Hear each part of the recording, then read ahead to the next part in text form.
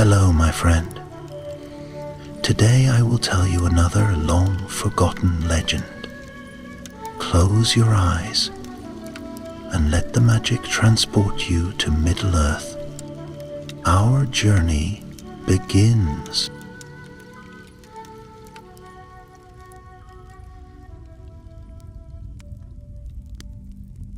Long after the War of the Ring had ended, and peace had, like soft mist, spread across much of Middle-earth, the world still carried old scars. In far corners of forgotten lands, shadows yet stirred, whispering in the ruined tongues of the past. And thus it was in the lands east of the Shire and south of the Blue Mountains, by a river once called the Nightingale for its sweet and silver song, that a new darkness was born. The river, which had once meandered in laughter through green woods, now ran black and sluggish, poisoned by a malice that clung to the earth like a heavy fog. It was said among the few elves who lingered there that a tower had risen, a spire of stone as dark as pitch, crowning the riverbank like a jagged tooth. No craftsman of the free peoples had built it. It was the work of darker hands, servants of the fallen Sauron, driven by the remnants of his will. From this cursed tower, a sorcerer of the east ruled, a wraith-like man cloaked in robes of ash and flame, who had once been a minor captain in the Black Land. Though Sauron was gone, the sorcerer sought to carve his own dominion, weaving spells of decay and despair into the stones of his stronghold. Trees withered near the tower's shadow, and beasts of the forest fled or grew twisted into strange and cruel form. It was a desperate, fading band of elves, those who had not sailed west, who sent out a silent plea for aid, carried by raven and by whisper through the hidden ways of the world. The call was heard by two unlikely friends, Legolas Greenleaf of the woodland realm, and Gimli, son of Gloin, lord of the glittering caves. At that time Legolas and Gimli journeyed together across Middle-earth, keeping the old oaths of friendship they had sworn amidst war and fire. Where once dwarf and elf might have turned away from one another in pride, now these two rode side by side, their laughter echoing from deep valleys to high peaks. When the tidings of the cursed tower reached them, they wasted no time. For the memory of the elves and the honor of the dwarves alike, they would not allow such darkness to fester. In a land that had once sung with beauty, their path led them through ancient forests, where the trees seemed to whisper of older, brighter days, and over wild hills that had forgotten the tread of gentle feet. The closer they drew to the Nightingale River, the heavier the air grew, as if the very sky bore down upon the earth with sorrow. One evening, as the sun dipped low and bathed the world in crimson, Legolas and Gimli made camp beneath a gnarled oak that still clung to life. The elf sat gazing westward, where faint glimmers of light still played upon the horizon, while Gimli busied himself roasting a brace of rabbits he had snared. "There is a sadness here," said Legolas softly, his keen eyes tracing the outlines of distant, broken towers swallowed by ivy. "I can feel it in the earth. This place remembers grief." Gimli grunted, turning the spit over the fire. Well, grief's no stranger to these lands, nor to any of us.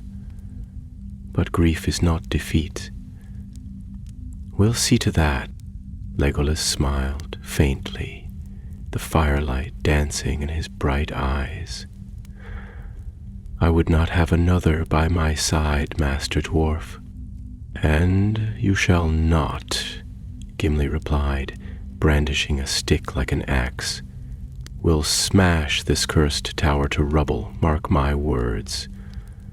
Let them send their wraiths and their sorcerers. They'll find dwarf and elf ready. They ate in companionable silence, though their hearts were heavy. Overhead the stars blinked into view one by one, but even they seemed muted, as if veiled by some unseen hand. When sleep finally took them, it came uneasily. Legolas rested with one eye ever half open, as elves do, while Gimli snored mightily, axe within easy reach. In the deep watches of the night, a sound stirred, soft, like the rustle of dead leaves across stone. Legolas opened his eyes fully, his hand already reaching for his bow.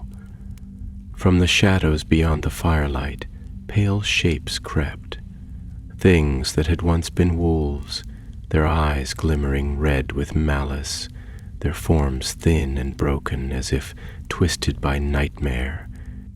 With a cry that was both warning and battle song, Legolas loosed an arrow. It flew swift and true, striking the nearest creature through its black heart. Gimli sprang awake at once, axe flashing in the firelight. The battle was brief but fierce. The creatures fought without fear, as if driven by some terrible command.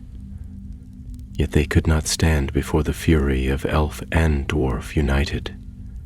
One by one they fell, until only silence remained, heavy and grim. Afterward, Legolas walked among the slain, his brow furrowed. "These were not born of nature," he said. "They are shaped by foul craft. The sorcerer's power is strong." Gimli wiped the blood from his axe and nodded. "Then we best strike swift, before his poison spreads further." They broke camp at dawn, their faces set with grim resolve. The tower awaited, a dark thorn in the heart of the land, and they would meet it without fear. The journey that day led them down into a valley where the Nightingale River once danced bright and clear. Now the water oozed like tar, and the banks were strewn with stones, blackened as if by fire. From a rise, they first glimpsed the tower in truth, a spire of rough, dark stone that seemed to wound the sky itself. No banners flew from its heights, only a pall of shadow hung there, swirling in shapes that might have been wings or claws or hands. Gimli spat into the dust. Ugly, even by dwarvish standards. "Let's tear it down and build a proper tavern in its place." Legolas gave a rare laugh, light despite the heaviness in the air. A fitting fate for such a thing. Yet, as they stood there, a low horn sounded from the tower, deep and cold, like a call from beyond the grave. The very ground seemed to tremble. Their hands found weapons by instinct. Whatever dark things guarded the tower, they would not let Legolas and Gimli pass unchallenged. The night was falling swiftly, and the first true trial lay ahead. The horn call faded, yet its echo lingered in the hollows of the hills, as if the very stones remembered and mourned. Legolas and Gimli descended from the rise in silence, moving like two shadows bound together by fate, their thoughts grim. The valley through which they passed seemed to twist and darken around them, as if recoiling from the presence of the tower. Dead trees clawed at the sky, their boughs like gnarled hands in a silent plea for mercy that had never come. The air hung thick with the smell of ash and damp earth, and the sluggish river whispered an endless lament along its blackened course.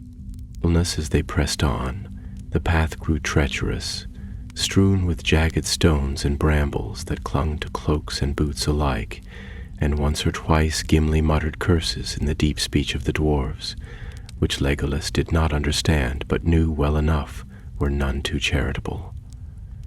Yet no true impediment could turn them aside, for their hearts were set against this evil, and the memory of brighter days lent them strength as surely as the stoutness of their arms and the swiftness of their feet. At last, as the gloaming deepened into full night, they came to a place where the road, such as it was, ended in a great broken gate. 2 pillars of stone, cracked and weathered, rose up on either side, bearing carvings so worn by time and malice that only faint traces of their former beauty remained. Here once had stood an elven outpost guarding the river and the sacred woods beyond, but now it was a hollow shell, a doorway into sorrow. Vines choked the stones, and black moss grew thick upon the walls. Yet Legolas, with his keen sight, saw the faint shimmer of ancient runes still clinging to the gateway, as if some part of the old enchantments endured against despair. He laid a hand upon the stone, and for a moment he stood very still, his head bowed as if listening to a voice none other could hear.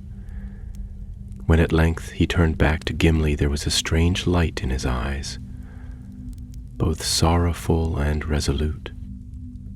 "This was once called Itheliel," he said softly, "the spring of the stars. Here the elves would come to dance and sing beneath the first flowers of spring, and the river was clear as crystal and full of light.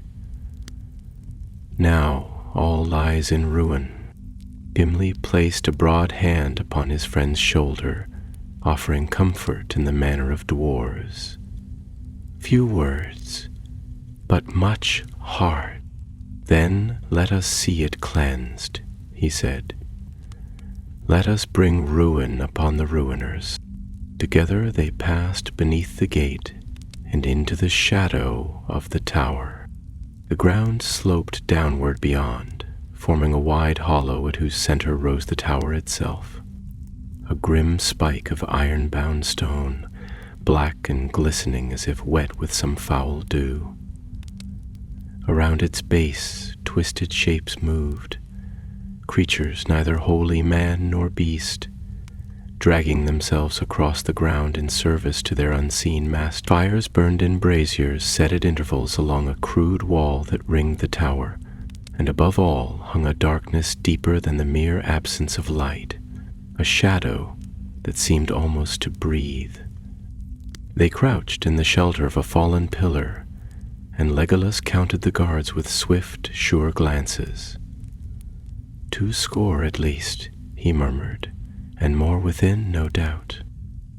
Gimli stroked his beard thoughtfully. "A fair number. Too many for a charge, even for the 2 of us." Legolas nodded, his mind already weaving a plan. "We must strike swift and silent, as the hunters of old. If we can reach the tower unseen, we may find a way to bring it down from within. And if we are seen, then we make such a noise that the trees will hear it in Fangorn," said Legolas, a sudden grin flashing like a blade. "But let us hope it does not come to that." They waited until the fires dimmed and the guards began to grow restless, their vigilance dulled by the long night. Then, swift as shadows, they moved.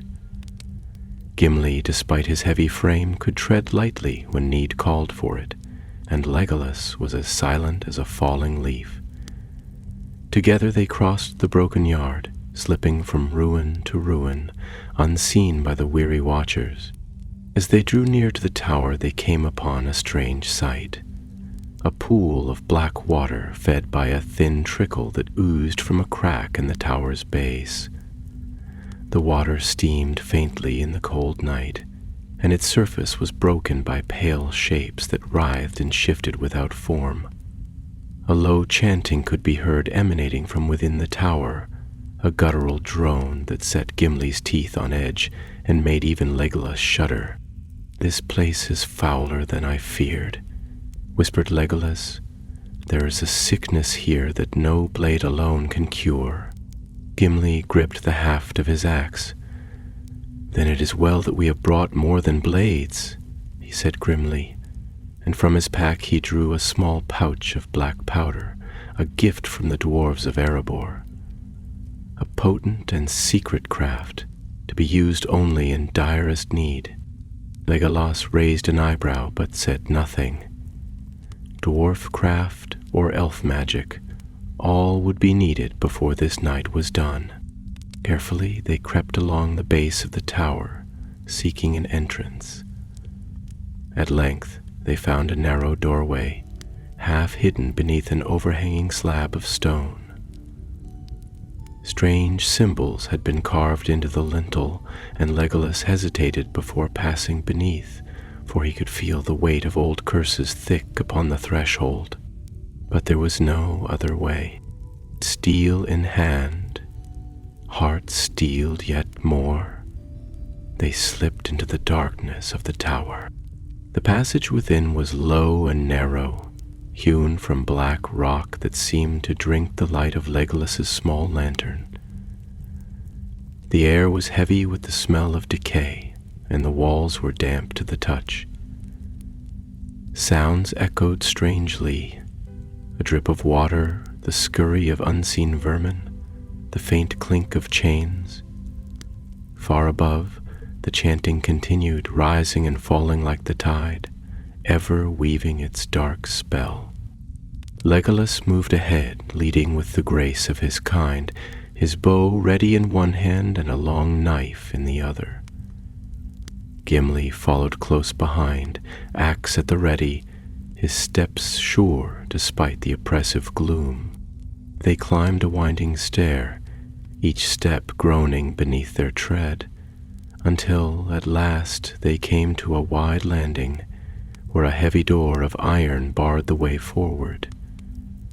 From behind it came the sound of movement, slow, shuffling, and many-footed. Legolas put his ear to the door and listened long. Then he straightened, and in a voice low but firm he said, "There are creatures within, guardians of this place. We must be swift, or the alarm will be raised." Gimli hefted his axe. "Swift and loud, then," he said with grim humor. Without another word, they burst through the door and into the heart of the tower's darkness. The chamber they entered was vast and vaulted, supported by pillars of rough-hewn stone that twisted like the roots of some giant dead tree.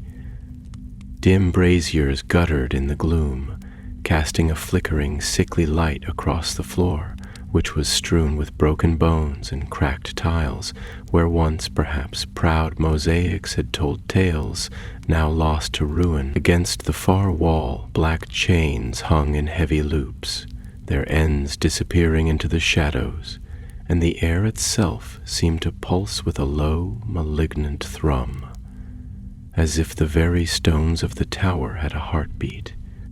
From the darkness beyond the pillars came the guardians, slouching forward on misshapen limbs, their forms a mockery of living creatures.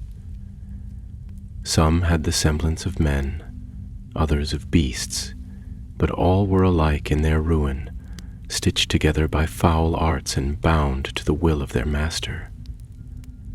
Their eyes burned with a dull red fire, and from their twisted mouths issued a sound that was neither speech nor cry, but a ghastly, bubbling moan.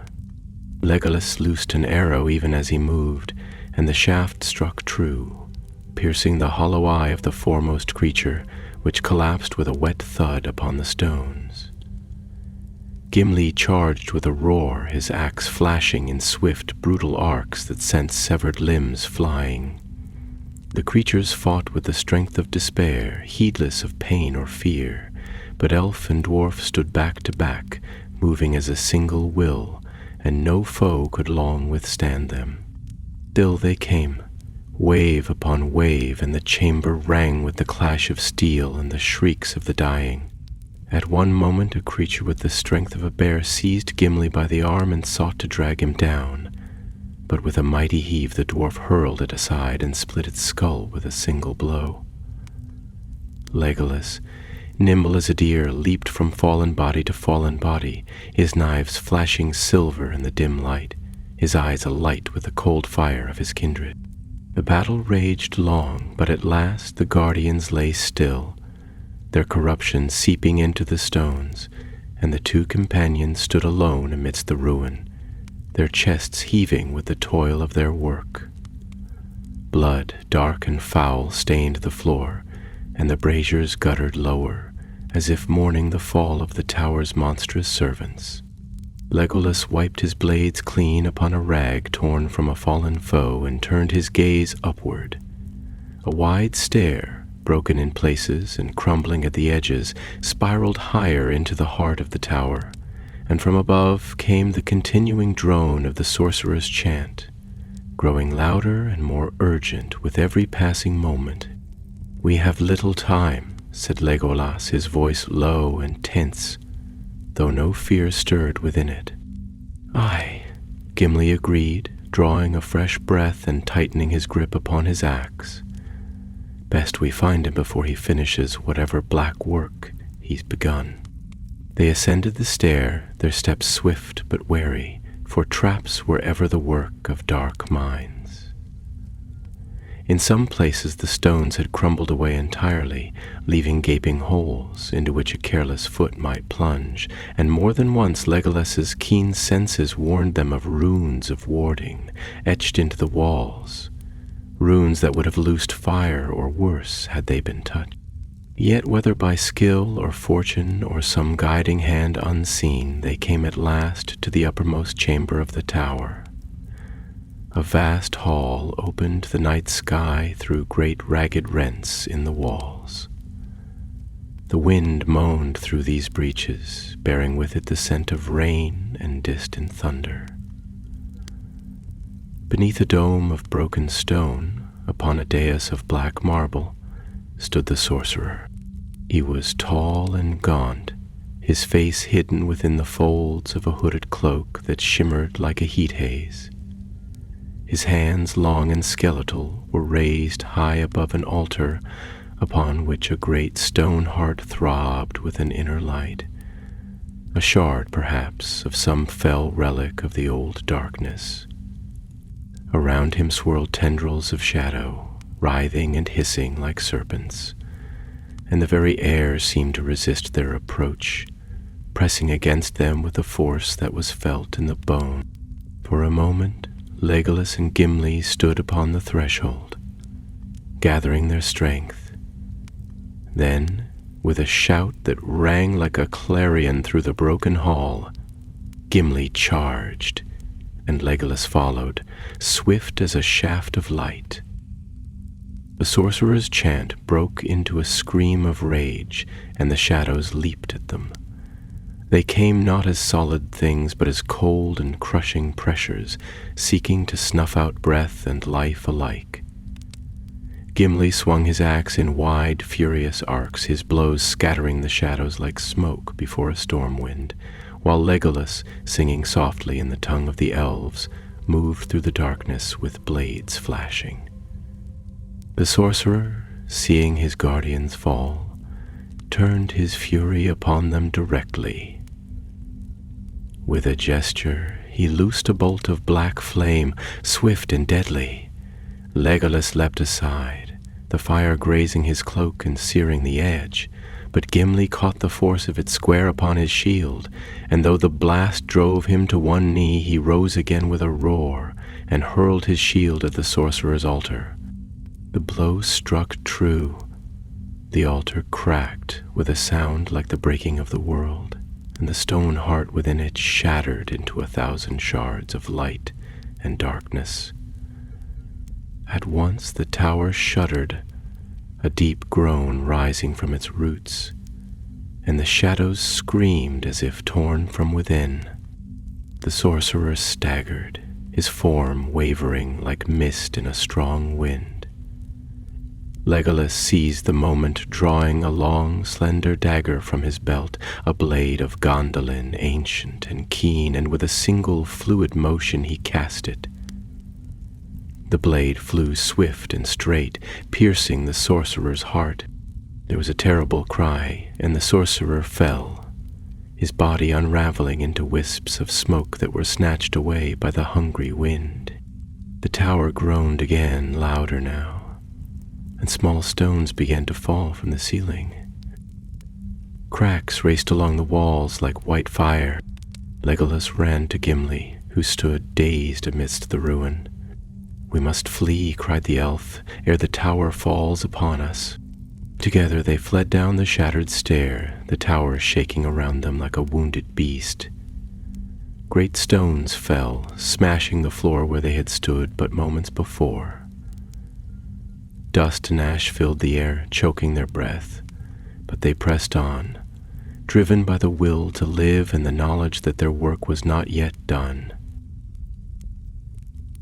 At last they burst forth from the base of the tower into the open night, stumbling and coughing just as the spire behind them gave a final shudder and, with a roar that shook the hills, collapsed into itself.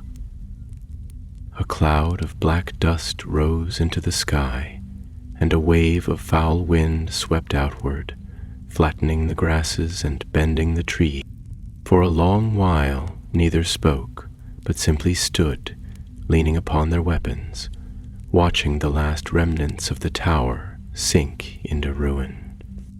The Nightingale River, as if freed from some ancient curse, began to stir. Its waters, though still dark, seemed to move with greater purpose, and a faint gleam of starlight caught upon its surface. At length Gimli turned to Legolas, his face grim but satisfied. "That was well done," he said. "Though next time, perhaps, we might face an enemy with fewer tricks." Legolas laughed, the sound bright and clear amidst the desolation. "Would you have it otherwise, Master Dwarf? A dull journey without peril to sharpen your axe?" Gimli chuckled, sheathing his weapon. "Aye, you have the right of it. Still, I would not mind a feast and a warm hearth after such labors." Legolas smiled, and together they turned away from the ruins, setting their feet once more upon the road that led onward into the wide world, a world made a little brighter by their deeds. Though the tower had fallen and the sorcerer's power was broken, the land about the Nightingale River did not at once return to its former glory. For the stain of evil runs deep, and the earth is slow to heal from wounds so grave. Legolas and Gimli lingered a while near the ruins, tending to the river banks and speaking with the creatures of the wood. For though the forest had been marred, its heart yet beat with a faint and stubborn life. They sought to guide its renewal, in the manner of those who loved the green world dearly and could not bear to leave it in sorrow. On a day when the sun, pale though it was, shone through riven clouds and cast a feeble light upon the land, Legolas stood at the edge of the river, gazing into its darkened waters. In his hand he held a small sapling, no taller than a man's arm, its leaves silver green and delicate. It was a gift from Galadriel, Queen of Lothlorien, who had foreseen that there would come a time when the seeds of hope must be planted anew in places long forgotten. Gimli came to stand beside him, his boots sinking slightly into the damp earth. He crossed his arms and regarded the sapling with a mixture of admiration and doubt. "Will that little thing be enough?" he said, his voice low and gruff, though not unkind. "The land here is bitter. It may not take root." Legolas smiled, and the light of Elbereth seemed to kindle in his eyes. "Hope is a small thing, Master Dwarf," he said, "but it is a stubborn thing. It takes root even in the most unlikely soil, and it grows unseen until one day it rises mighty and fair." With careful hands he knelt by the river and planted the sapling in the softest patch of ground he could find, covering its roots with earth and speaking softly in the elven tongue. Words of blessing and remembrance, a song older than the hills, older than the stars themselves. When he was done, the sapling trembled as if stirred by an unseen breeze, and though the river still ran dark, a single clear ripple spread outward from where he knelt, touching the banks with a shimmer of silver. For a while they stood there in silence, watching, and the faint cries of unseen birds sounded in the distance, thin but sweet, like the first notes of a long-forgotten melody. But peace, though dearly won, is seldom lasting in such places. And even as they made ready to depart, the earth gave a sudden tremor, and from the ruins of the tower rose a sound that chilled their blood. A low, droning wail, as if some spirit still lingered, bound by hatred beyond death. Legolas sprang to his feet, his hand flying to his bow, while Gimli hefted his axe once more. "I had thought we had done with such work," Gimli muttered, his eyes scanning the ruins. "Not all darkness flees at the breaking of its house," said Legolas, his voice grave. "Some clings to the stones like smoke after a fire, waiting for a breath of wind to stir it." Even as he spoke, a figure rose from the rubble, a shape both less and more than a man, draped in tattered robes that shifted and tore in the unseen wind. Its face was hidden, but a crown of black iron circled its brow, and in its hand it bore a staff of twisted wood, blackened as if by fire. It hovered above the ground, its form insubstantial yet terribly present, and the air grew cold around it, the grass withering and the stones cracking with frost. Gimli stepped forward, setting his feet wide upon the earth. "I care not if it be ghost or flesh," he said, his voice ringing like a hammer upon anvil. "It shall find my axe no less sharp." Legolas knocked an arrow to his bowstring, the wood singing softly under the tension. "This is no living sorcerer," he said. "It is the memory of his malice, a shade born of his dying will. It cannot be slain as other foes."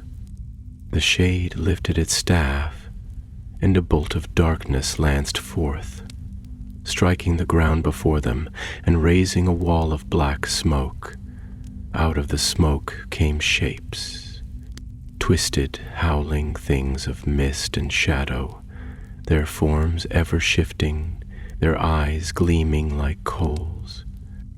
Legolas loosed his arrow, and it flew straight and true, passing through the foremost wraith with a shriek of torn wind. Gimli charged into the fray, his axe swinging in wide, powerful arcs that seemed to tear the very fabric of the creatures apart. Yet for every shadow they struck down, another seemed to rise, and the ground grew colder with each passing moment, as if the very breath of winter had taken hold of the land. "We cannot stand against this tide," cried Legolas, his voice clear above the din. "We must break the staff. It is the anchor of his power." Together they fought their way toward the shade, their path marked by the collapse of shadows and the glimmer of steel and silver. The shade floated higher, retreating toward the broken crown of the tower. But they pursued without faltering. As they reached the base of the last standing pillar, the shade raised its staff high, and from it poured a torrent of darkness so thick and heavy that it seemed to smother all sound and light. Legolas, swift as thought, darted to the side, loosing a volley of arrows to distract the shade, while Gimli, with a roar that shook the crumbling stones, hurled his axe with all the strength of his arm. The axe spun through the air, catching the staff full upon its length. There was a sound like the cracking of ice upon a frozen river, and the staff shattered into splinters of black wood, each piece burning away into nothingness before it touched the ground. The shade let out a terrible cry, a sound of anguish and fury combined, and its form unraveled, torn apart by the very forces it had sought to command. A wind rose, cold and fierce, sweeping away the last remnants of its being. And as the sun broke through the clouds, the ruins of the tower lay still and silent. For a long moment, Legolas and Gimli stood there, breathing hard, their weapons lowered. Then Legolas turned his face to the rising sun, and a smile, weary but full of quiet joy, touched his lips. "It is done," he said. "The darkness has passed." Gimli retrieved his axe, now lying among the stones, and wiped it clean upon the grass. "Aye," he said, "and not before time. I have had enough of cursed towers and walking shades for a lifetime." Legolas laughed softly, and together they made their way back to the river, where the sapling still stood, its leaves trembling in the morning breeze. And though the land was yet scarred, the promise of renewal had taken root, and in time the Nightingale River would sing once more of hope. In the days that followed the breaking of the tower and the passing of the shade, the land about the Nightingale River began slowly to stir from its long nightmare. The waters, though yet darkened by the sorceries of the past, flowed swifter and clearer with each passing hour, as if rejoicing in the freedom bought by the valor of elf and dwarf. Tiny shoots of green pushed their way through the ashen soil, and the trees nearest to the river's banks, which had seemed but dead husks, showed the first pale signs of budding leaves, faint as the blush of dawn upon distant snow-capped mountains. Legolas moved often among the woods and the river banks, singing softly in the tongue of the elves, songs of healing and remembrance, weaving ancient blessings into the air and the water. His fair voice, though low and sorrowful at first, grew stronger with each passing day, and the birds, long fled from that haunted place, began to return, their shy calls answering his song from the shelter of the boughs. Gimli, for his part, turned his craft to the mending of stones, and where the path to the river had been broken by ruin and decay, he shaped rough-hewn steps and firm footing from the scattered rocks, his hands steady and sure, his spirit lifted by the work of renewal. Yet though the immediate peril was past, a deeper task remained. The sorcerer's death had torn a wound into the very fabric of the land, and its mending would not come easily. Legolas spoke often of bringing the elves, who still remained in Middle-earth, to this place, to lend their strength to the healing, while Gimli pondered whether the dwarves of the Blue Mountains might send artisans to rebuild the ancient gates and towers, that the honor of their craft might wipe away the shame of the darkness that had dwelt here.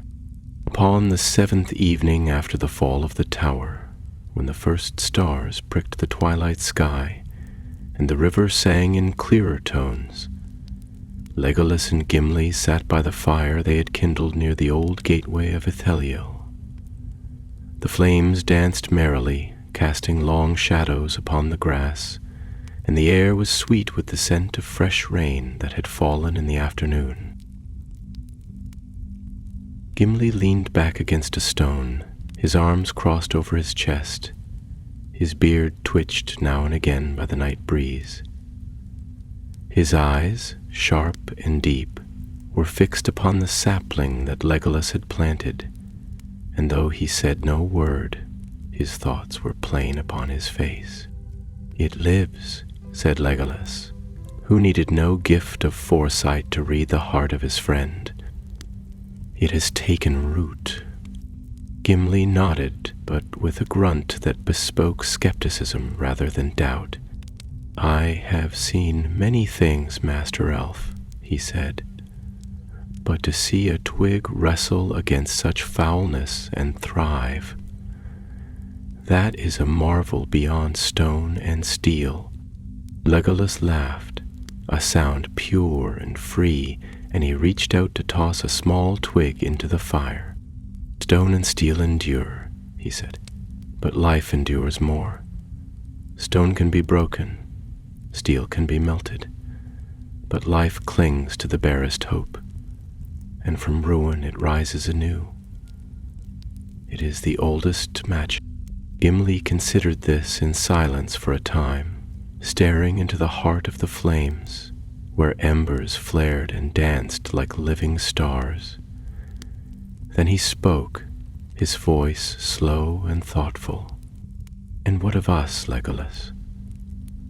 When these lands are green again, when the river sings as it once did, what shall become of dwarf and elf?"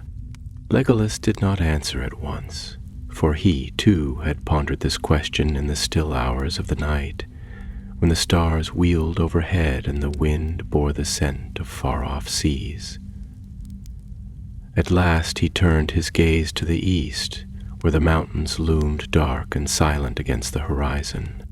"We are part of the song," he said softly. "We are the notes that rise and fall and pass away. Yet even when we are gone, the music will endure." Gimli grunted again, but this time with something of satisfaction. "Then let us make our part of the song worth hearing," he said. They spoke no more that night, but sat in quiet fellowship as the fire burned low and the stars wheeled ever higher. The night passed in peace, and the first light of dawn found them still there, wrapped in cloaks against the morning chill, guardians of a hope newly born. But peace in Middle-earth, though more abundant since the fall of Sauron, was never without shadows, and even as they worked to heal the land, unseen eyes watched from the forest's edge. Deep in the tangled woods beyond the river, where the mists clung thick and the trees grew tall and close together, a small band of survivors from the sorcerer's retinue had gathered. These were lesser men, broken of will and cruel of heart, bound to dark service not by loyalty but by fear. And when their master had fallen, they had fled like rats from a sinking ship. Yet though their leader was gone, the poison of their hearts remained, and they plotted in secret, seeking revenge upon those who had laid low their power. Their leader now was a man named Cargill, once a captain of low rank in the service of the sorcerer, now swollen with pride and madness by the fall of his betters.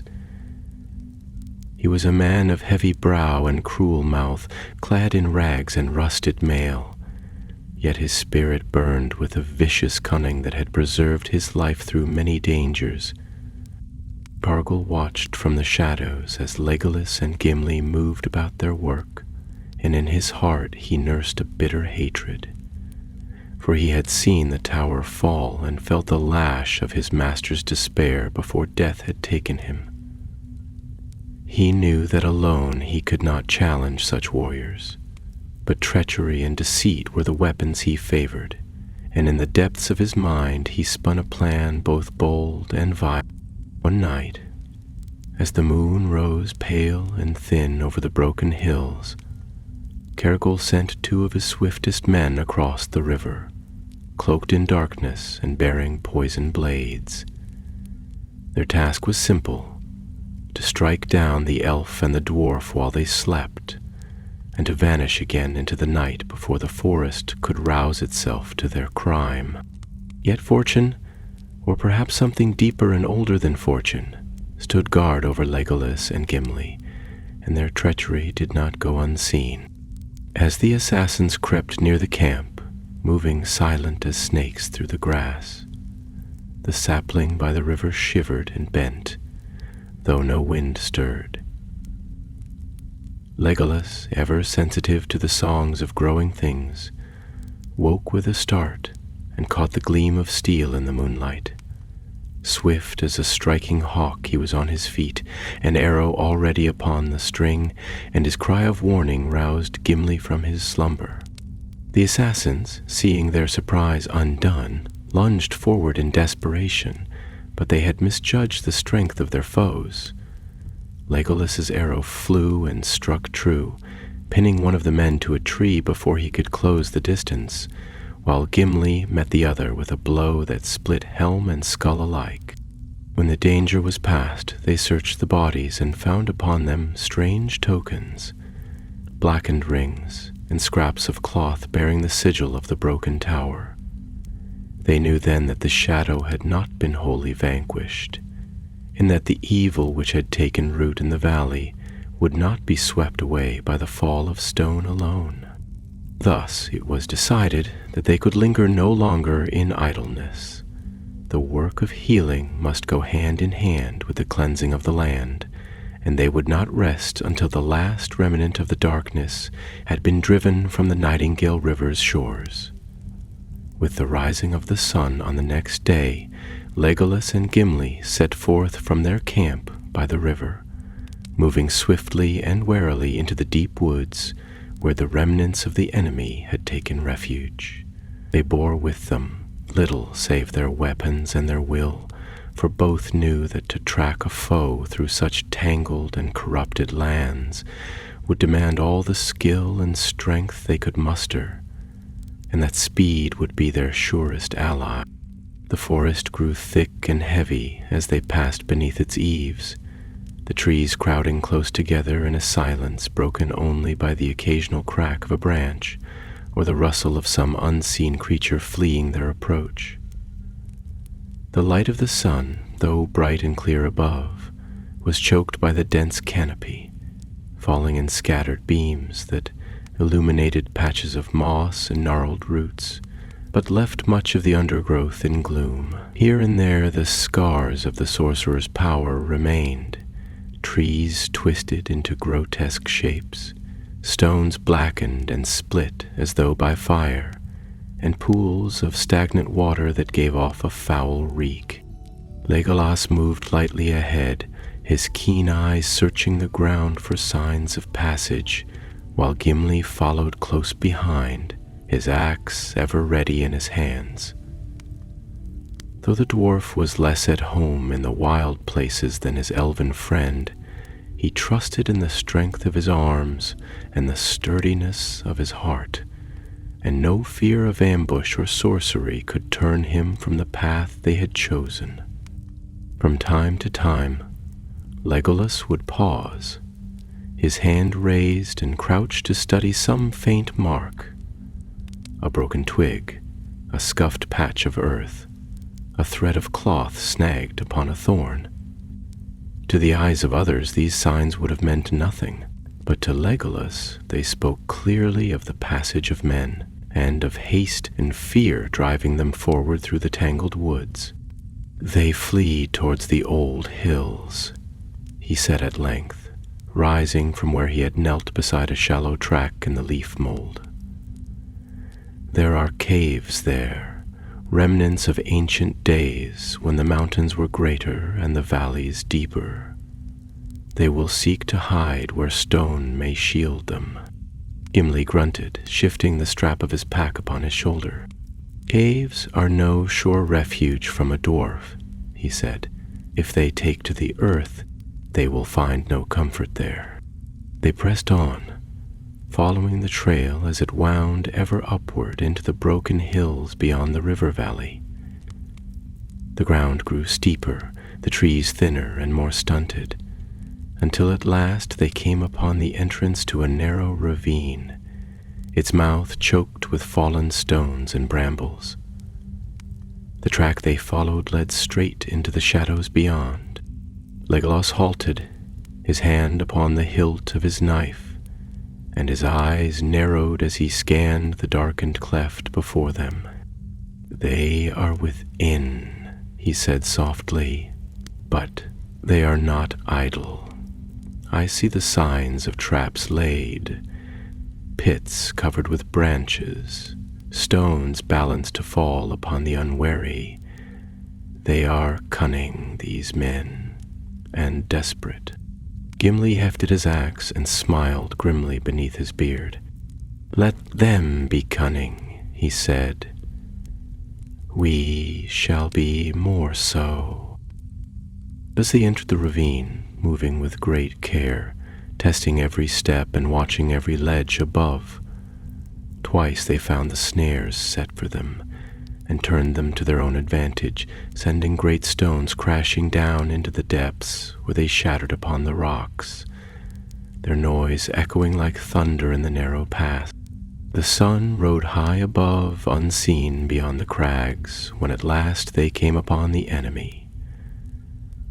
The ravine opened into a wider space, a hollow encircled by cliffs where a spring, long ago sacred to the elves, now trickled weakly from a crack in the stone. Here Cargill and his followers had made their stand, a ragged company of 12 men, armed with spears and short blades, their armor battered and rusted, but their eyes gleaming with the madness of cornered beasts. Cargill himself stood upon a stone, rallying his men with harsh cries, and when he saw Legolas and Gimli step into the clearing, he pointed with a broken sword and shouted in a tongue that was harsh and bitter to the ear. And once the men rushed forward, their faces twisted with hate and fear, and the clearing rang with the clash of battle. Legolas loosed arrows swift and deadly, each shaft finding its mark with unerring skill, while Gimli met the charge with the ferocity of a storm, his axe singing as it cleaved through shield and helm alike. The men fought fiercely, for despair lends strength to even the most craven heart, but they could not match the might of elf and dwarf, nor the bond between them that made them fight as one. The battle was short but savage. One by one the men fell, until only Cargill remained, wounded and staggering, yet still filled with rage and malice. He fled toward the spring, seeking to escape through a narrow passage that led into the heart of the hills, but Legolas was swift, and with a cry he sprang forward, bringing the man down with a well-placed shot to the leg.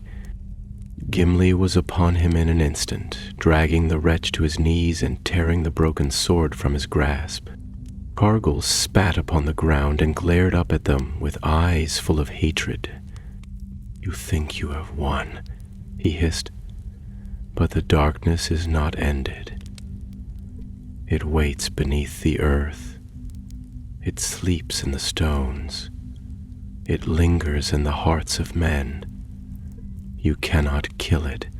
You cannot kill what does not die."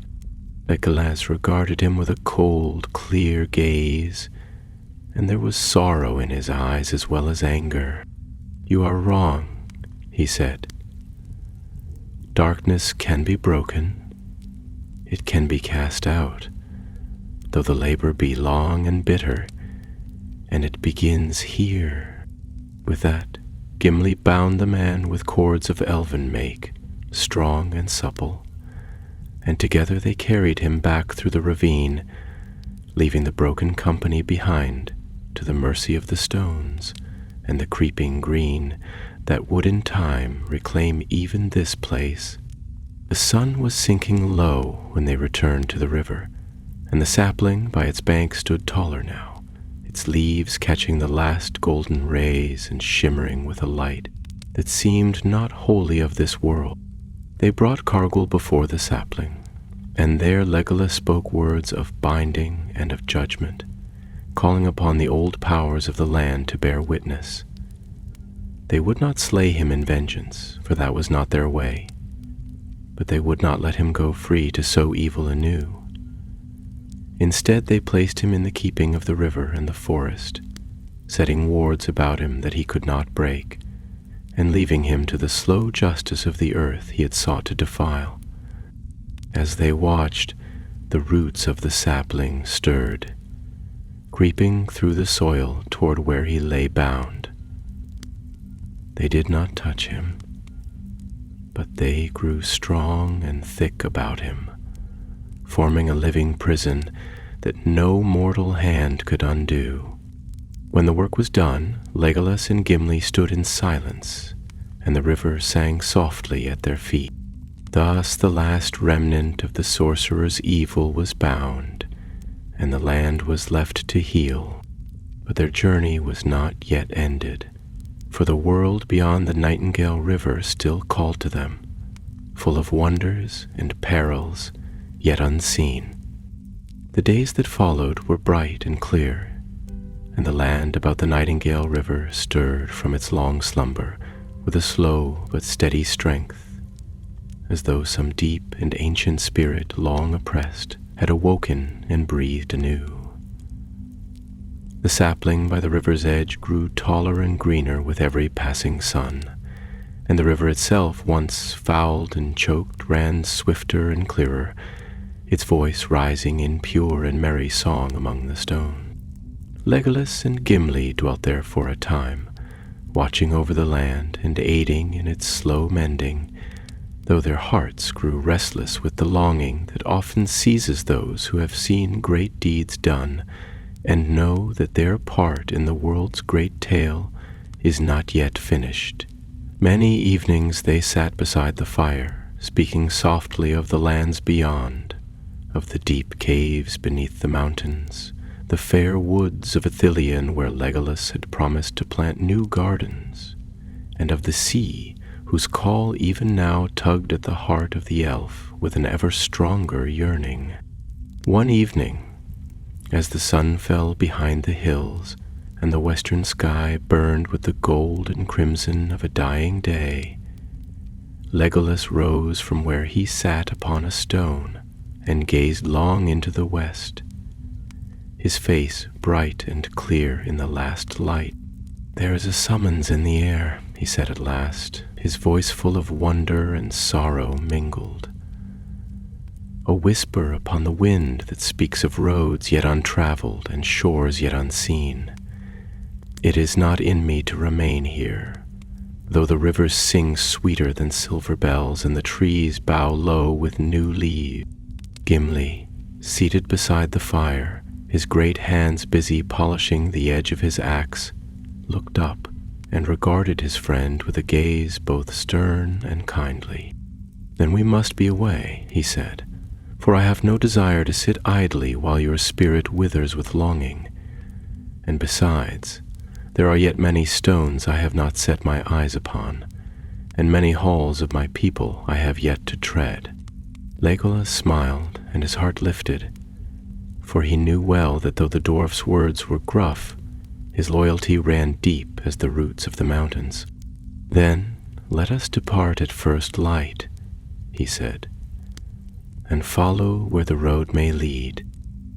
Thus it was that at the break of dawn, when the mists still clung to the river like silver veils, and the first birds sang sweetly from the trembling branches, Legolas and Gimli took their leave of the Nightingale River.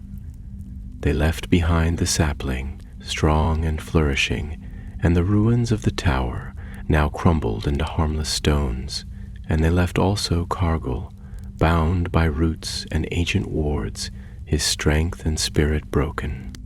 Their journey led them southward at first, along the old ways that once had been traveled by the elves of Osiriand in the elder days, paths now overgrown and little trodden. They passed through valleys where the grass grew thick and golden, and over hills crowned with heather and wild thyme. And those signs of the sorcerer's corruption lingered here and there, a twisted tree, a barren patch of earth, yet the land as a whole seemed to breathe easier, and the skies above were blue and clear. In those days they encountered few folk, for the lands east of the Blue Mountains were wild and sparsely settled, and many who once had dwelt there had long since fled westward, or else had faded into the shadows of history. Yet at times they came upon hardy farmers tilling the soil, or wandering companies of woodsmen who lived by hunting and trapping. These greeted Legolas and Gimli with wary respect, for news of the fall of the Black Tower had already begun to spread like the rising of a new dawn. Once, upon the edge of a great forest, they came to a village of men, built of stout timber and surrounded by a palisade of sharpened stakes. Here they were welcomed, for the villagers had suffered greatly under the shadow of the sorcerer's power, and their hearts were lightened to see those who had brought about his ruin. They were given food and shelter, and they tarried there for 3 days, speaking with the elders and listening to the songs and tales of the people. It was on the 3rd night, as the village feasted in their honor beneath the stars, that a messenger came. A young boy fleet of foot, bearing tidings from the south.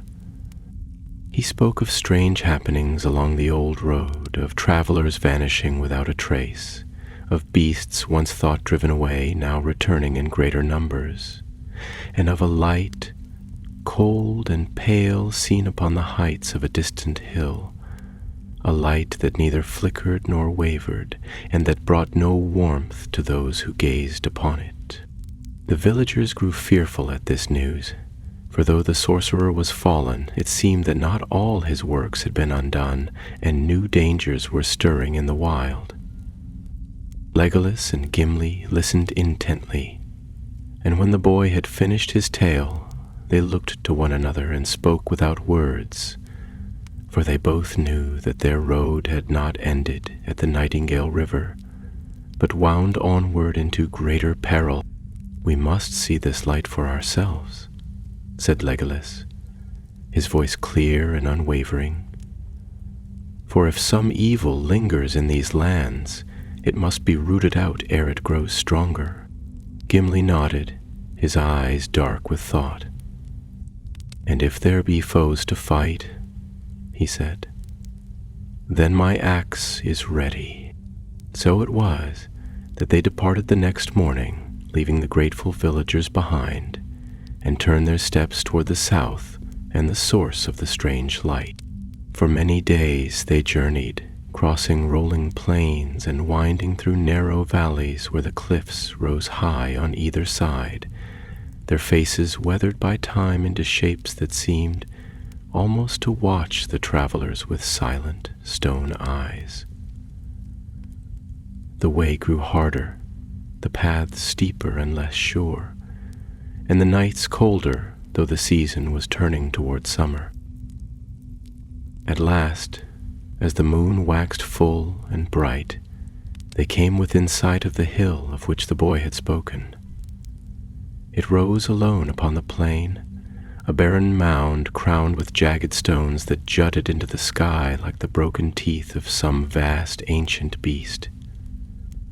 Upon its summit a pale light burned, steady and cold, illuminating the stones and the grass about them with a ghostly glow.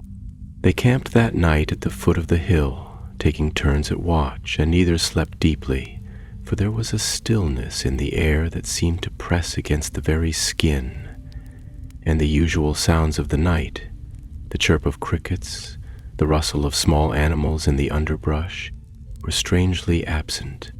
In the small hours before dawn, Legolas stood watch, his sharp eyes fixed upon the summit.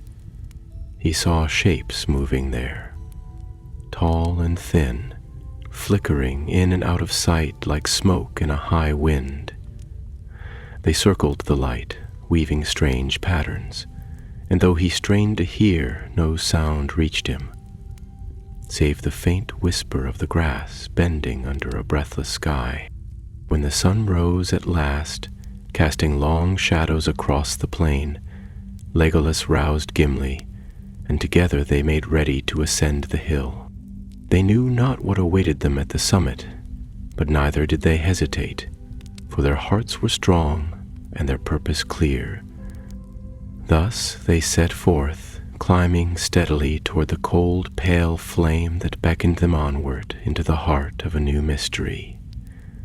The climb was steep and wearying, for the grass that clothed the lower slopes of the hill soon gave way to loose stones and crumbling earth, and the path, if path it could be called, wound treacherously among sharp rocks and sudden drops where a single misstep would mean a long fall. Yet neither Legolas nor Gimli faltered, for the spirit within them was strong, and the years of toil and wandering had made them hardy beyond the measure of ordinary folk.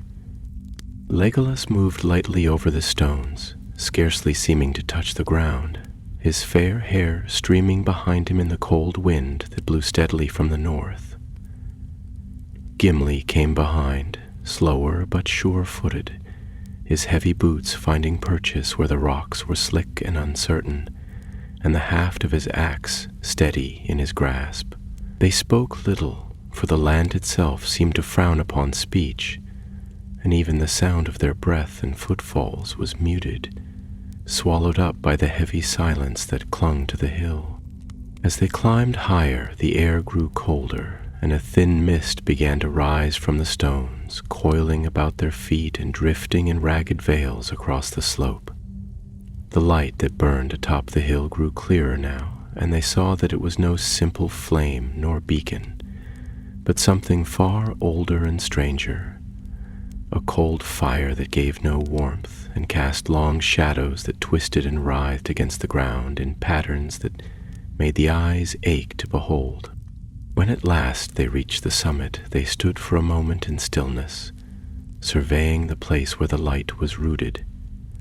It stood in the center of a ring of ancient stones, taller than a man and weathered by ages beyond reckoning.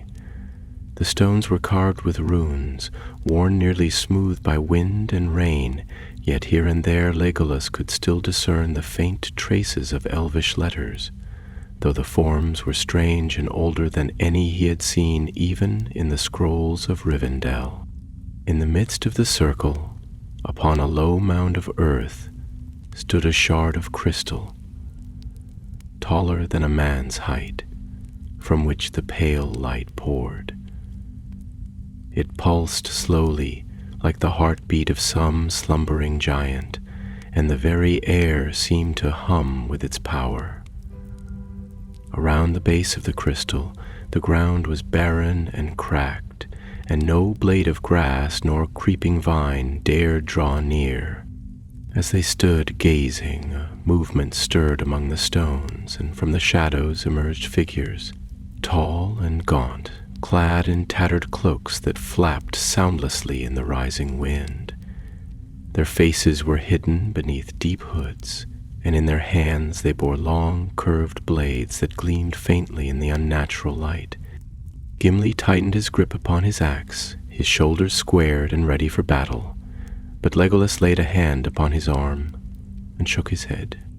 "And wait," he said, his voice scarcely more than a breath. "These are not creatures of flesh and blood, nor of this present world." The figures moved without sound, circling the crystal in a slow and solemn dance, their blades flashing in rhythmic patterns, as though bound to some ancient ritual whose meaning had long since been forgotten by the waking world. They took no notice of the two companions, nor gave any sign that they were aware of their presence. Legolas watched them with eyes that saw deeper than mortal sight, and his heart grew heavy within him, for he perceived that these were but echoes, the lingering spirits of those who had once guarded this place in ages past, bound now by sorrow or duty to a task that should have ended with their lives. At length he spoke, his words heavy with reverence and pity. "This was once a place of great power," he said, "a shrine of the elves in the elder days when the world was young. Here the light of the stars was gathered and preserved against the darkness. But now it is abandoned, and the keepers are but memories, unable to rest." Gimli frowned, uneasy. "And what would they have of us?" he asked. "Are they friend or foe?" Legolas shook his head slowly. "They are neither. They are lost." For a while they stood watching, unwilling to disturb the solemn pageant. But at last Gimli stirred, for he was ever a creature of action, and the sight of such sorrow unrelieved stirred anger within his stout heart. "Can nothing be done?" he said. "Must they dance forever in the dark, forgotten and unseen?" Legolas pondered, his hand resting lightly upon the hilt of his knife. "Perhaps," he said, "if we can reach the crystal and speak to the light within, we may release them. But it is perilous. There are ancient wards here, old beyond reckoning, and not all may welcome our touch." Gimli grunted.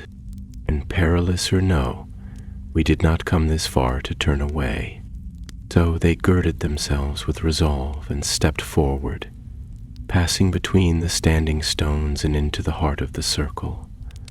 At once the air grew heavier, and the light of the crystal flared brighter, casting their shadows long upon the ground. The ghostly figures ceased their dance and turned toward them, their empty hoods fixing upon the intruders with a gaze that, though unseen, was felt like a weight upon the soul. Wampoyolu raised his voice, clear and strong, and sang in the high speech of the elves, a song of greeting and of sorrow for the dead, calling upon the ancient pacts that once bound all free peoples against the darkness. His voice rose like a silver flame into the sky, and for a moment the shadows wavered, the blades lowered, and the figures seemed to bow, as if recalling some dim memory of honor and alliance. Gimli, standing at his side, raised his axe in salute, and added his voice to the song, deep and rough as the sound of stone upon stone, yet full of strength and steadfastness. Together they advanced to the base of the crystal, and Legolas laid his hand upon its cold surface. At his touch, a great silence fell, and the light within the crystal flared with a brilliance that banished the mist and the shadows alike. The ghostly figures cried out, a sound of mingled grief and joy, and one by one they faded, their cloaks falling empty to the ground, until none remained but the two companions and the crystal, now shining with a pure, steady light. Legolas stepped back, his face shining with wonder and sorrow, and Gimli clapped him upon the shoulder, his eyes glistening in the bright light. "You have done it, Master Elf," he said. "You have set them free." Legolas nodded, though his heart was heavy, for he knew that not all bonds could be so easily unmade, and that the scars of the world ran deep. Yet in this place, at least, a measure of peace had been restored. As they turned to descend the hill once more, the light of the crystal followed them, shining down upon the plain like a new star, and the land about it seemed fairer and more whole. Thus they passed on, their hearts lighter for the deed they had wrought, though the road ahead was still long and full of unknown perils.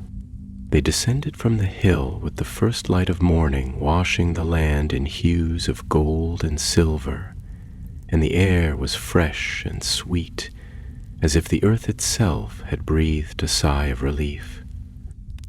The crystal atop the hill shone behind them, no longer cold and menacing, but clear and serene, casting its light far across the plain, so that distant trees and far-off streams caught its gleam and sparkled like jewels newly cut. Yet, though their hearts were lightened by the freeing of the lost spirits and the restoration of the ancient shrine, neither Legolas nor Gimli forgot that Middle-earth was still a land where shadows lingered in the corners of the world, and that vigilance must go hand in hand with hope.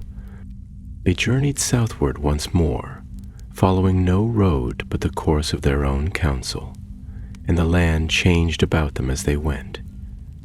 Rolling hills gave way to wide plains of tall grasses that whispered and bowed in the breeze, and small rivers, swift and merry, crossed their path, glinting in the sunlight like ribbons of silver. Birds sang freely here, and herds of deer could be seen grazing in the distance, lifting their heads to watch the travelers with dark, curious eyes before bounding away into the sea of grass. Yet though the land seemed fair, there was a restlessness in it, a feeling as of something stirring beneath the surface, unseen but not unfelt.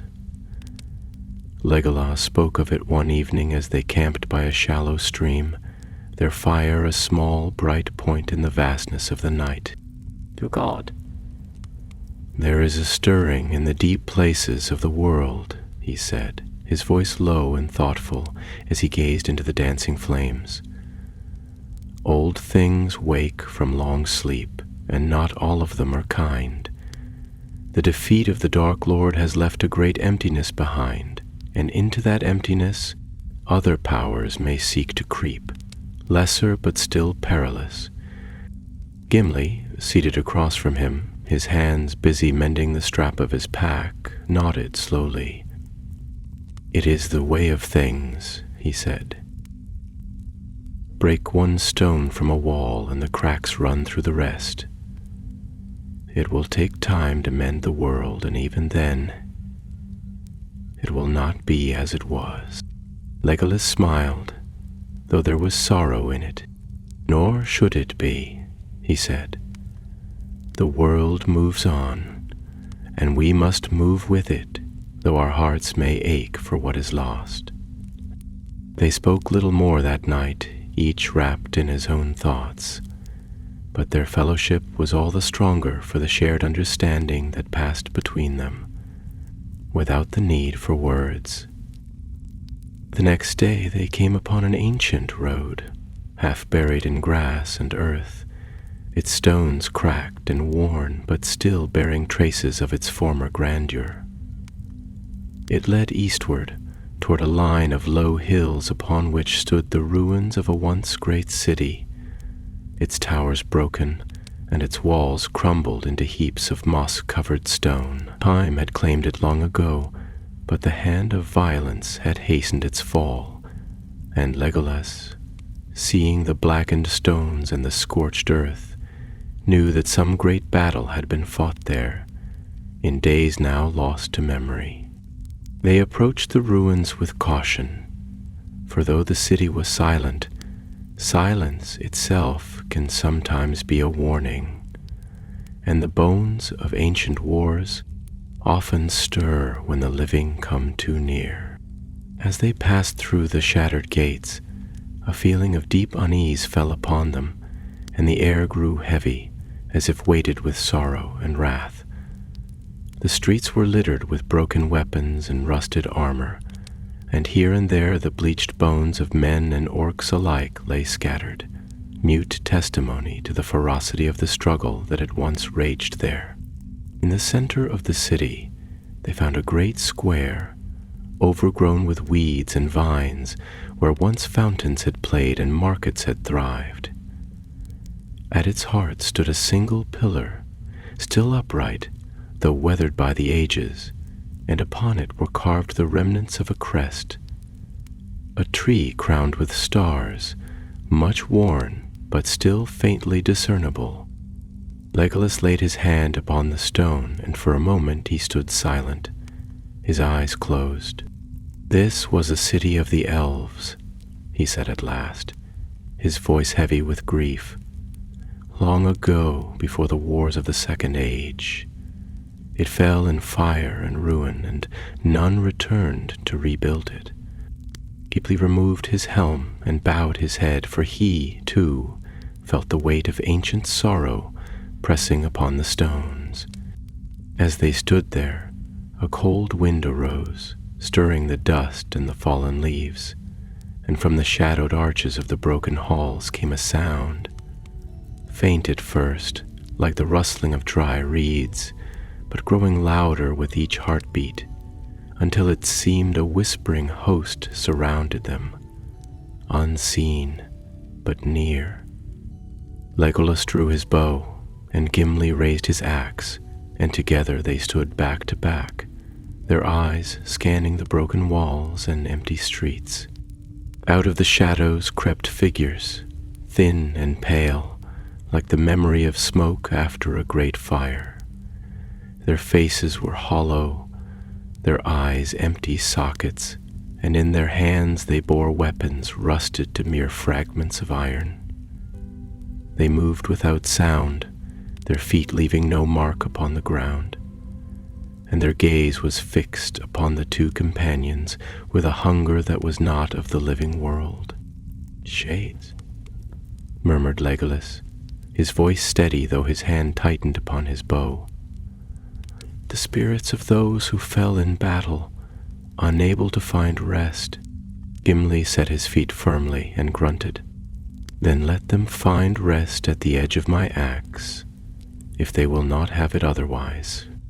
Yet Legolas stayed him with a glance. "We cannot fight them as we would flesh and blood. Their sorrow binds them, not their will.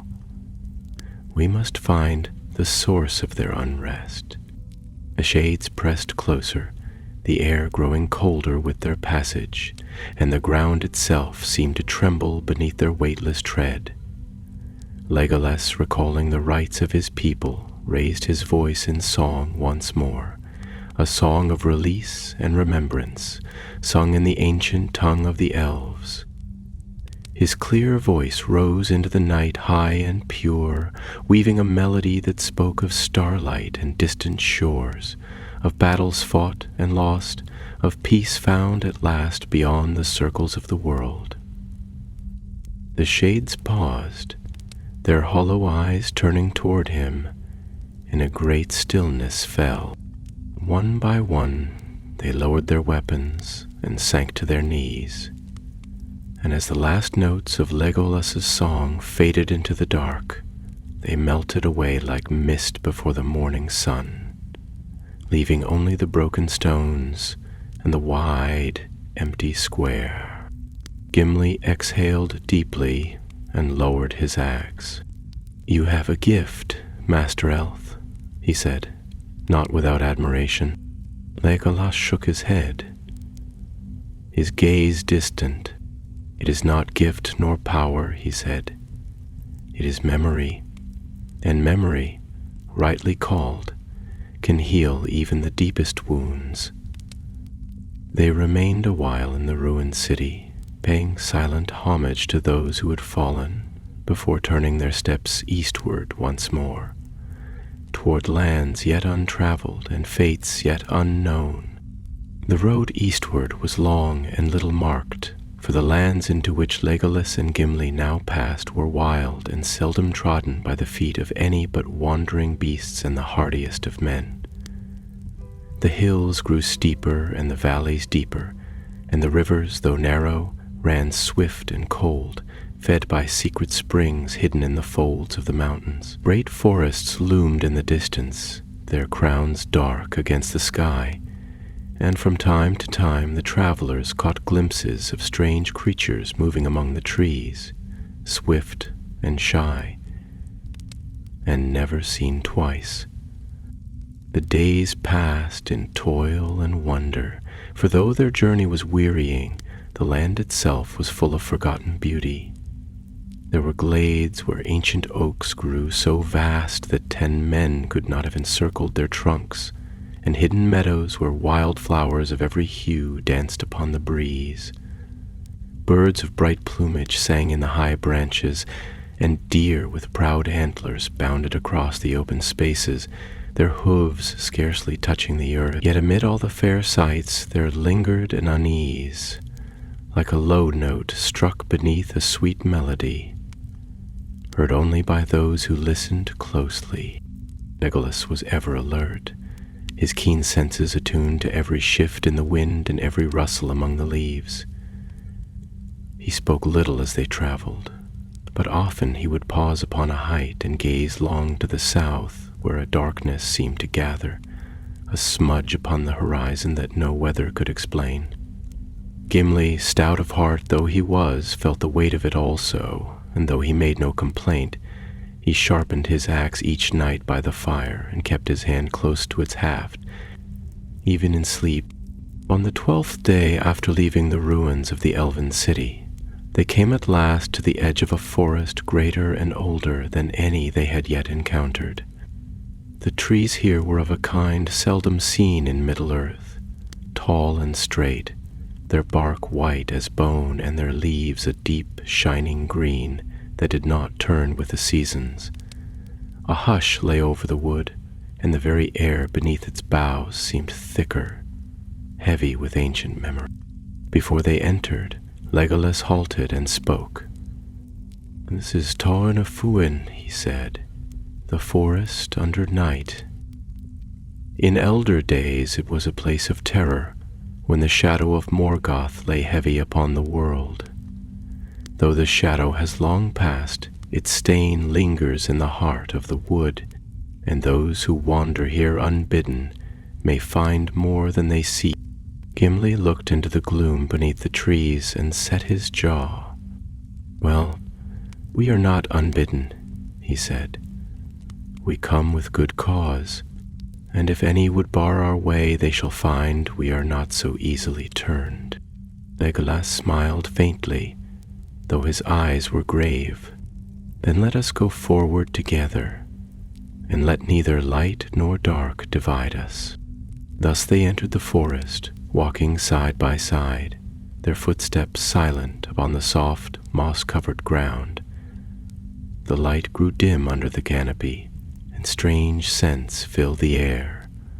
The sweet, heavy smell of unseen blossoms and the sharp tang of sap bleeding from wounded trees.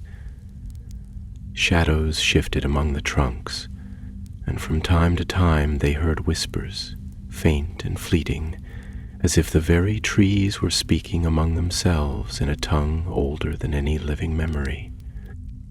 They pressed on steadily, trusting to Legolas's keen senses and Gimli's steadfast heart. Yet the way was not easy. Paths wound in and out upon themselves, and more than once they found themselves returned to the place where they had begun, though they had taken what seemed a straight road. Time also seemed uncertain, for though they walked for many hours, the light did not change, and it was impossible to tell whether it was morning or evening, or some strange hour in between.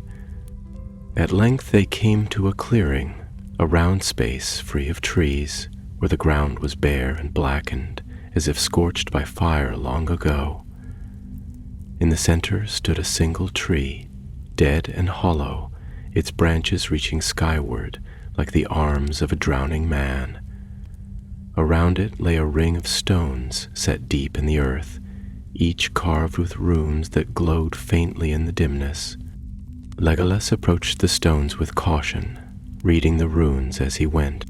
"They are wards," he said, "set here to bind some evil beneath the earth." Even as he spoke, the ground trembled beneath their feet, and a low groan rose from the earth as of something stirring in its sleep. Gimli raised his axe, his eyes scanning the shadows. "Whatever it is, it does not sleep easily." Legolas knelt and placed his hand upon the earth, feeling the slow pulse of dark power that throbbed beneath the soil. "There is a prisoner here," he said. "Some creature of the old darkness, bound in the elder days, but the bonds are weakening." They spoke together then, swiftly and in low voices, weighing what should be done. To leave the place unguarded was to court disaster, for if the prisoner should break free, it would bring ruin upon all the lands around. Yet to meddle with such ancient enchantments was perilous, for the spells of the firstborn were woven with threads that even the wise dared not disturb lightly. At last they resolved that Legolas would seek to renew the bindings with song and spell, while Gimli would stand watch, his axe ready to strike should any creature rise from the deep places of the earth.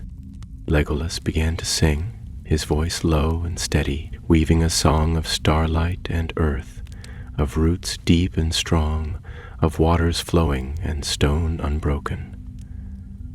The runes upon the stones brightened at his voice, and the tremors in the ground lessened, though they did not cease entirely. Suddenly, a great crack split the air, and from the base of the dead tree a shape emerged, tall and twisted, black as night, its eyes burning with a red fire. It was a creature of ancient malice, a remnant of the terror of Morgoth, and it sprang forward with a cry that shook the leaves from the trees. But Gimli was ready. With a roar he leapt forward, meeting the creature with a blow that rang like thunder. The axe bit deep into its flesh, and the creature screamed, a sound of rage and pain mingled. Legolas, without breaking his song, drew his bow and loosed a shaft of silver light, striking the creature in the heart. The creature staggered, its form wavering like smoke, and with a final shuddering cry it fell and was no more. Its darkness scattered to the winds. The clearing grew still once more, and the earth ceased its trembling. The runes upon the stones burned bright, and then slowly faded to a steady, living glow. Legolas lowered his hands, his song ended, and Gimli wiped the black blood from his axe. "Well struck, Master Dwarf," said Legolas, a rare note of admiration in his voice. "And well sung, Master Elf," replied Gimli, grinning beneath his beard. They rested a while beside the stones, tending to their wounds, which were few and light, and speaking little, for the battle had been swift but draining. Yet their hearts were lightened, for they knew they had done a great good, and the forest itself seemed to breathe easier, the shadows lifting and the whispers among the trees growing softer and kinder. When they rose at last to continue their journey, the light beneath the canopy was brighter, and the road ahead seemed clearer, as if the forest had accepted them as friends rather than strangers. Thus they pressed on, walking side by side beneath the ancient boughs, their bond stronger than ever, and the road unwinding before them like a ribbon of green and gold into the wide and waiting world beyond the forest. The land opened once more into wide meadows and gentle hills, bathed in the soft light of afternoon, and the air was filled with the scent of wild thyme and the singing of larks high above. For a time Legolas and Gimli walked without speaking, each lost in his own thought, for the memory of their struggle in the heart of the ancient wood still lay heavily upon them, and the fading echoes of that old darkness seemed to linger at the edges of hearing, like the last distant tolling of a bell. Yet as the miles fell away beneath their feet, the freshness of the open lands breathed new life into their weary limbs, and slowly the weight lifted from their hearts until they began once more to speak freely and to find laughter between them, as was their custom in lighter hours. They spoke of many things, of the woods of Ithilien, where Legolas dreamed of planting gardens fairer than any east of the sea, and of the glittering caves of Aglarond, whose wonder had captured Gimli's heart, and which he labored still to beautify and protect. So the day passed in good company and swift going, and by evening they came upon a river, running swift and clear through a green valley, its banks clothed in willows that whispered together in the rising breeze. There they made their camp, and Legolas sang to the stars as they kindled their fire, a song of the Eldar days, when the world was young and sorrow was but a distant cloud upon the horizon of joy. The stars wheeled slowly overhead, and the fire burned low, casting a soft glow upon their faces. Gimli, seated upon a stone, smoked his pipe in contentment, while Legolas sat nearby, his gaze turned westward, as if seeking some far-off shore unseen by mortal eyes. It was in that quiet hour, when the world seemed poised between sleep and waking, that a sound came upon the night, faint like the ring of a bell borne on the wind, yet growing steadily stronger. Both elf and dwarf sprang to their feet, weapons in hand, for in these days no sound was without meaning, and caution was ever the wiser counsel. From the shadows beyond the river a light appeared, wavering like a candle flame, and with it came the sound of footsteps, soft yet swift. Out of the darkness stepped a figure cloaked in gray, his face shadowed by a hood, and in his hand he bore a staff of ashwood tipped with silver. He paused upon the far bank and raised his hand in greeting. "Hail, travelers!" he called in a clear voice. "I am a friend, if friends you be. Do differently." Legolas studied him keenly, and finding no malice in his bearing, he lowered his bow and replied, "Then cross the river and share our fire, friend, and tell us your tidings, for strange days are these, and few walk abroad without cause."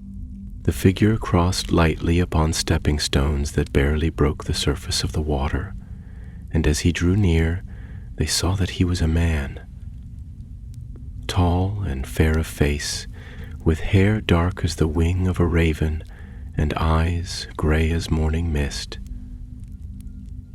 There was a strength in him, though he bore no sword, and his countenance was grave, yet not without kindness. He seated himself beside the fire and drew back his hood, revealing a brooch upon his cloak in the shape of a 7-pointed star. "I am Calenir," he said, "a ranger of the Southlands, sent forth to seek news of the wild places and to aid where I may. Word has come to us of the fall of the Black Tower by the Nightingale River, and of the cleansing of the cursed lands. We rejoice at such tidings, yet we hear also of new stirrings in the east, of shadows gathering beyond the mountains, and of strange omens in the skies." Legolas and Gimli exchanged a glance, and it was Legolas who answered. "We have seen some of these things," he said. "We have walked where the shadows lay thickest, and we have broken some of their snares. Yet we too have felt a gathering beyond the borders of the known lands, and we know not yet its full measure." Calenir nodded, his face troubled. "There are rumors," he said, "of a sorceress in the eastern wastes, one who gathers to herself the remnants of the dark hosts, weaving spells of binding and dominion. It is said she seeks the lost relics of Sauron's making, that she may forge anew a power to challenge the free peoples." At these words, Gimli growled low in his throat. "Let her come, then," he said. "We have felled greater foes than she, and we do not fear her spells." But Legolas was more thoughtful. "If these rumors be true," he said, "then swift action is needed. We cannot allow darkness to rise again unchecked. Better to meet it while it is yet young than to face it in full strength." And they spoke long into the night, planning and debating what course they should take. In the end, it was decided that they would journey eastward with Calenir as their guide, seeking to learn the truth of these rumors and to thwart the plans of the sorceress before her strength could grow. At dawn they broke camp and set forth once more, their hearts resolved and their weapons ready. The river sang beside them as they marched, and the sky above was clear and bright. Yet in their hearts they knew that darker days lay ahead, and that their courage and their friendship would be tested as never before. Thus they passed out of the green valleys and into the lands beyond, where few dared tread, and where the fate of many would soon be decided. The journey eastward grew harsher with each passing day, for the lands into which Legolas, Gimli, and Calanir now entered were broken and wild, a tangle of ridges and dry valleys where no road was marked, and no friendly hand had tended the paths in living memory. The sun, though bright, gave little warmth, and the wind, ever restless, seemed to whisper in tongues forgotten by all save the stones. Often they traveled long hours, without sight or sound of any living thing, save for the cries of distant hawks wheeling far above, or the rustle of dry grass stirring against the rocks. Yet though the way was hard, their spirits did not falter, for each was strong in his own fashion. Legolas with the tireless endurance of the elves, Gimli with the stubborn strength of the dwarves, and Calanir with the quiet resolve of men who know both the weight of despair and the power of hope. They shared their bread and their burdens alike, and by night they spoke of many things, of the old kingdoms now fallen into dust, of the glory and sorrow of the elder days, and of the small, shining hopes that still endured in hidden corners of the world. After many leagues and many hardships, they came at last within sight of their goal, a barren plateau rising stark against the eastern sky, its summit crowned by a blackened fortress, half ruined but still grim and menacing. From its broken towers rose a thin plume of smoke, and the air about it shimmered with a dark haze, as though the very fabric of the world were fraying at its edges. Upon the wind came the faint sound of chanting, a low, droning cadence that set the hairs upon the neck to trembling. "This is the place," said Calanir, his voice low and grim. "Here the sorceress weaves her spells, gathering the remnants of old evil to her service." Legolas gazed long at the fortress, his keen eyes tracing the crumbling battlements and the shadowed gates, and in his heart he felt a stirring of the old grief and wrath of his people, who had seen too many fair things marred by the touch of darkness. Gimli stood at his side, his axe resting against his shoulder, and his stance was one of patient readiness, as of a stone shaped by ages yet unbroken. They spoke little as they made their final approach, moving from rock to rock, using what cover they could find. The land was treacherous, full of fissures and sudden gullies, and the smell of smoke and foul sorcery grew stronger with every step. When they reached the foot of the plateau, they found the way barred by a crumbling wall, beyond which lay a narrow path winding upward to the fortress gate. Legolas signaled to the others, and together they crept along the base of the wall, seeking a place where they might ascend unseen. It was then that the watchers upon the walls spied them, and with a harsh cry the alarm was raised. From the shadows poured a host of wretched creatures, men twisted by dark enchantments, their bodies bent and their faces drawn into masks of hatred. They bore crude spears and jagged swords, and their eyes burned with a madness that knew no mercy. There was no time for subtlety. With a cry, Legolas loosed the first arrow, swift and sure, and it found its mark in the heart of the nearest foe. Gimli charged forward, his axe flashing in great sweeping blows, each stroke felling a foe as if hewed from rotten wood. Calanir fought at their side, swift and deadly, his staff striking with a force that belied his lean frame, and his blade flashing like lightning among the darkened throng. The battle was fierce and swift, and though the enemy were many, they were ill-trained and half-mad with fear and pain. The companions cut their way through them like a knife through dry grass, and at last they reached the broken gates of the fortress, battered and hanging ajar upon rusted hinges. Beyond the gate lay a great courtyard, strewn with rubble and the bones of long-dead warriors. At its far end rose a tower, black and narrow, crowned with a broken spire that leaned crookedly against the gray sky. From its windows poured the sickly light of sorcery, and the chanting grew louder, more insistent, like the beating of a dark heart. Without pause, they crossed the courtyard and entered the tower, ascending the worn steps that spiraled upward into the gloom. The air grew colder as they climbed, and the stones beneath their feet seemed to tremble with every beat of the chanting.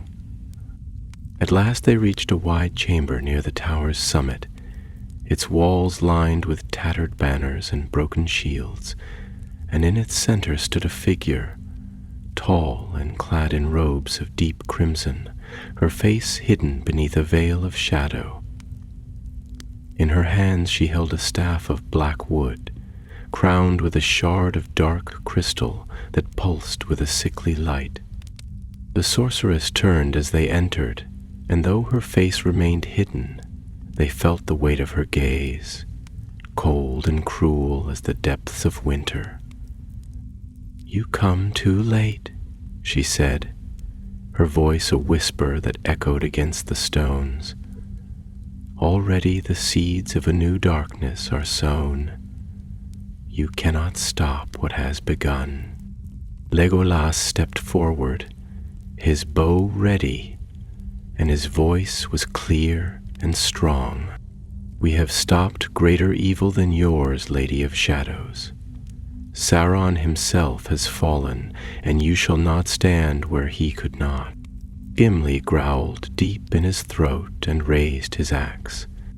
"Seek your last witch," he said, "for the earth is thirsty, and it will drink your darkness dry."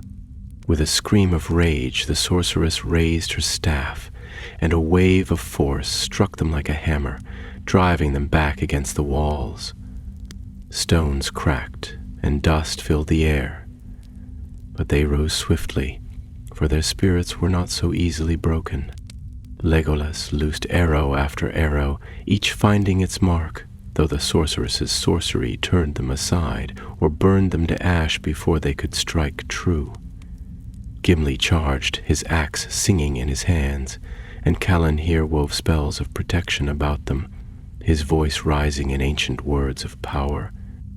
At last, seeing that no weapon would pierce her defenses while the crystal atop her staff remained whole, Legolas called to Gimli, and together they hurled their strength against her. Legolas leapt lightly to the broken remains of a pillar, and from there sprang high into the air, loosing a single arrow aimed not at the sorceress herself, but at the crystal. At the same moment, Gimli, with a great shout, hurled his axe with all the might of his arm. The axe struck first, cleaving the staff in twain, and the arrow followed, shattering the crystal into 1,000 shards of darkness and light. With a cry that shook the tower, the sorceress fell, her form unraveling into smoke and dust, and the light of sorcery faded from the walls. The tower groaned and shuddered, cracks racing through its stones.